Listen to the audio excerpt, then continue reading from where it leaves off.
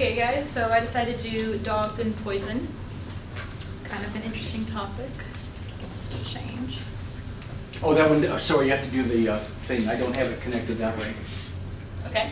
Okay, so first I want to talk about a little bit about the statistics. The ASPCA, Animal Poison Control Center, released a few statistics. In 2009, around 140,000 calls came in pertaining to dog poisons. And in 2009, around 167,000 calls came in, and the numbers obviously that's going to keep increasing year by year.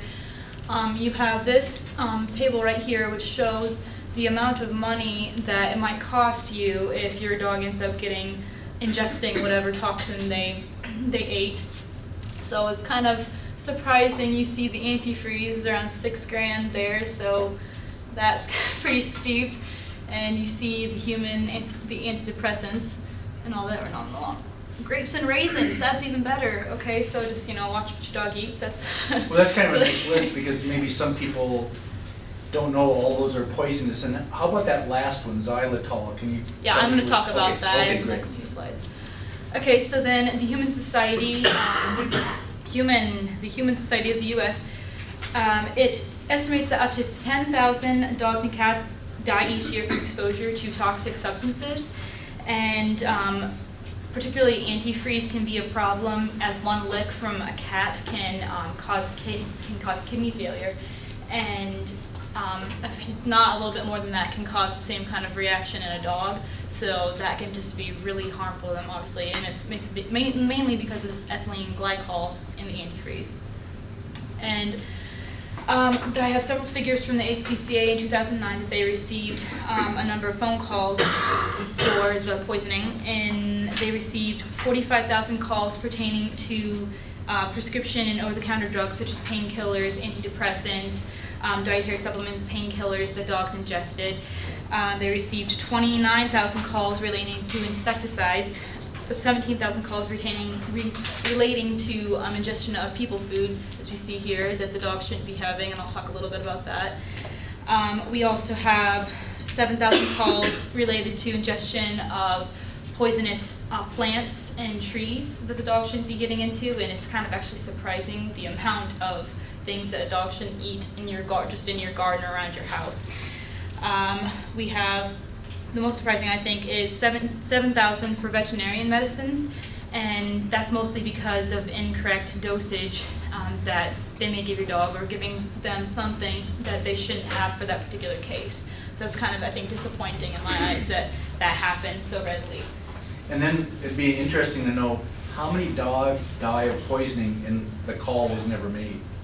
Yeah. Right? So you could tell this is like an underestimate, probably. Okay, we'll help you solve that. Oh, yeah. Procedures. Okay, so now we're going to talk about the common poisons. Who was it? The Pet Poison Helpline in 2014 gave some statistics of their top 10 most popular calls that they received.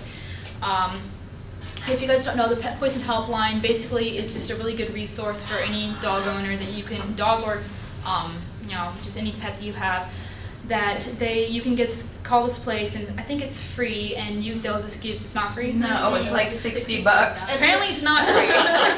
That's why people don't call. Okay, so $60. Yeah, it's $60 to $70 depending on when Wow. and how, like what kind of information. And they Yeah. keep raising it. Yeah, okay. So call your vet, and But the vet can't give you information if they haven't seen you within a year, so it's kind of a catch-22, unfortunately. That's an interesting rule. Yeah. You've had to It's see- federal law. Yeah, within a year. Otherwise, your dog can be so different than they last saw it, right? Is that kind of the logic of it? Yeah, it's just federal law. They can't. But the poison control has specialists on call 24 hours, so it's better Okay. to call them True. anyway, Yeah. your regular vet, Okay. because your regular vet doesn't specialize. No, in honestly, poison. the regular vet's gonna call them and charge you for it anyway. They do, that's what Purdue does, so. Oh, beautiful. I love these stories. Okay. I mean, no matter what, it's going to be like expensive, It is. obviously, because It like is. if your dog's poisoned, you're going to save their life, and so I don't know. It's just, it kind of depends on whatever you feel like is best in the moment. If you feel like you obviously have experience like you guys and would know what to do for a certain substance, do what you do. But obviously, most people don't have that kind of information, so they would want to call either the helpline or your vet, depending on who you feel like is best in the situation. So, like I said, the helpline came out with 10 different their 10 most common poisons. Number 1, unsurprisingly, is chocolate, and that tends to spike during the holidays such as Christmas or Easter because, you know, we have so much more around the house. Number 2 is rodenticides. Number 3 is ibuprofen and acetaminophen. Number 4 is insecticidal products, and 5 is xylitol, which is commonly being used more and more in human sweeteners. It's like an artificial sweetener because it doesn't have any calories, and it's particularly used in gum very commonly, so it's very poisonous to the dogs. And some peanut butters, be careful. Oh yeah, it's starting to use peanut. I remember you saying that yesterday. Number 6 is household cleaners. Number 7 is antidepressants. And number 8 is fertilizers and plant food. Number 9 is grapes and raisins. And number 10 is dewormer products. And this isn't just like the dog's dewormer products. This is like dewormer products made for cattle and horses, and they're getting it in 100 more amount of a dose than they should be getting, and it's obviously not good for them. Other poisons include antifreeze, laundry detergents, batteries because of the acid. Some of the household plants we talked about before, such as aloe vera, ivy, jade, foxglove, holly, hyacinth, iris, mistletoe, rhododendron, pokeweed, wisteria, yew, and rhubarb. And like I said, it's kind of surprising that we have these things kind of just around our house, even in our house, and we don't even know that they can be toxic to our dogs. So I guess it's just making sure that you're watching them when they're around these things. Other surprising ones include onion and garlic, which I had no idea my dog's eating, you know, onion off the floor that we dropped or whatever, so I'm going to be more careful of that. But caffeine products such as tea and coffee, macadamia nuts, and alcohol. Avocados too. Avocados, apparently. Okay. Okay, so now that we've talked about the different poisons, we'll talk about what to do in an emergency situation. The first thing to do is obviously going to be to get your pet away from the immediate area that the poison is located in, because obviously you want to prohibit them from getting any more into their system. Number 2 is going to be observing your pet for a few moments to determine like if they're acting normal, whether they're breathing normally, and this information can be relayed to your vet soon. And obviously you have a little bit of time if you just watch them eat it before it's going to be affecting them greatly. Also depending on whatever the poison is, so you have to act quickly.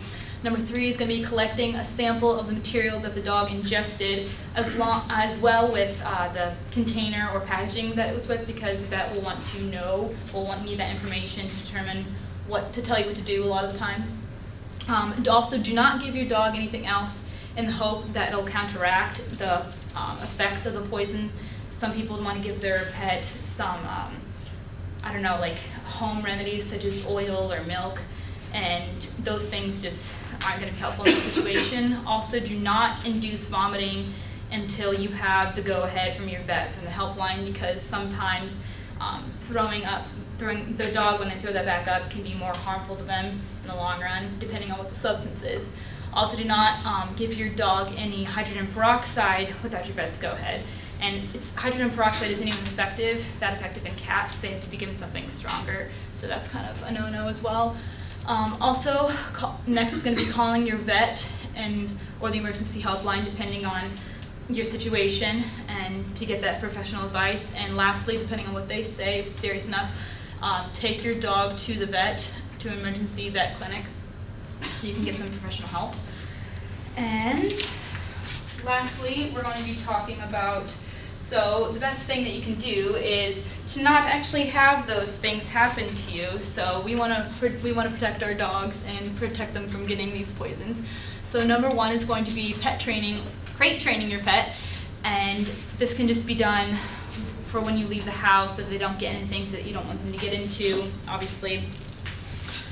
Pet proofing your house adequately, so that keeping things off the floor, putting substances away in cabinets where they can't get to them. Number 3 is going to be not allowing your dogs in places where chemicals are kept, such as your garage or places in your backyard where you know things are kept. Just don't let them near them for any chances. Number 4 is going to be keeping your garage clean, your garage floor clean of any spills or antifreeze or any of that, because the dog, without your knowledge, can get into it, obviously. Number 5 is going to be storing your medicine separate from your dogs. Now this may seem a little bit silly, but if you're in a rush or if you're not paying much attention, you could accidentally mix up your medicine with your dogs, and obviously this happens pretty often, so just be careful with that. And even when you do that, read your labels carefully before dosing your dog to make sure 100% you have the right substance. Obviously, within that, store your medication in an elevated location, and do not put your medication in Ziploc bags. No matter how tempting it may be, the dog can obviously really easily puncture that, and they can't puncture the bottles as easily. So just be careful with that, and do not feed your pet a human food item without research. I know it's so tempting. It's like, oh, you know, you want this. I know you do, but it's not good for them. So just make sure that you do your research beforehand. And number 10, if you want to be really careful, do not plant any toxic, plants such as rhododendron in your backyard or whatnot. Just know that which ones are poisonous, so you can keep track of that. I was surprised to hear rhubarb. I don't know if I knew that one before. Rhubarb is extremely poisonous. Yeah, and I love rhubarb pie, so it's just really amazing how the species can be different. Okay, questions? Are you ready? Here's one. Did it say anything about as a possible treatment plant before getting advised using activated charcoal? I saw one person talked about it, but they said it's not very common, and it's probably just best to wait. And it's get more in the prices. vet's office, they're not Yeah. gonna just sell it to random people. Yeah. I know people that use like peroxide if they know it's not like, if it's something that they just swallowed, like it's not in their system and stuff, just to induce vomiting to see if they can vomit it up right away before they bring it to the vet. Yeah, we've said that to people. Yeah, if You you know, know that it- they, yeah. if you like just watch them eat it, Yeah. but past then it's usually too Yeah, late to do yeah. It's a case-by-case basis, obviously. I think it's interesting about activated charcoal. You guys had to read on that, didn't you? I think you can get that online. Yeah. You can get it at like Walmart. Yeah, or even Walmart. Which We don't sell it to people over the counter. I know, but I mean, you can buy it over the That's counter, weird. which I thought was a little That would strange. freak me out. Yeah, no, you can buy activated charcoal at Walmart, I think.